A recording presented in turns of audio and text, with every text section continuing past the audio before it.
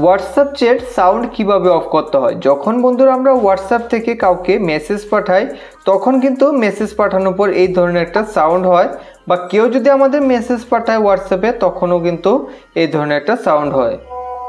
যদি আপনি হোয়াটসঅ্যাপের এই চ্যাট সাউন্ডকে বন্ধ করতে চান অর্থাৎ কনভারসেশন টোনসকে বন্ধ করতে চান, তাহলে এই ভিডিওটি দেখে আপনি একটা সেটিংস করেই আপনার হোয়াটসঅ্যাপে মেসেজের সাউন্ডকে আপনি বন্ধ করতে পারবেন।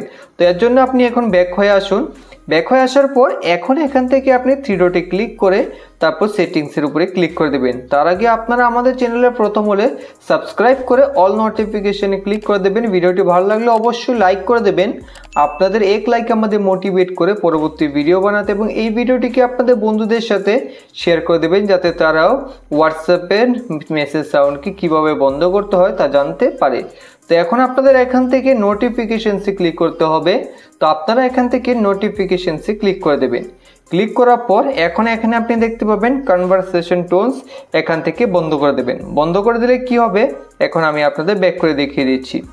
এখন যদি আপনি হোয়াটসঅ্যাপে কাউকে মেসেজ পাঠান তাহলে কোনো ধরনের সাউন্ড হবে না, বা আপনাকে যদি কেউ মেসেজ পাঠায় তা সাউন্ড করবে না।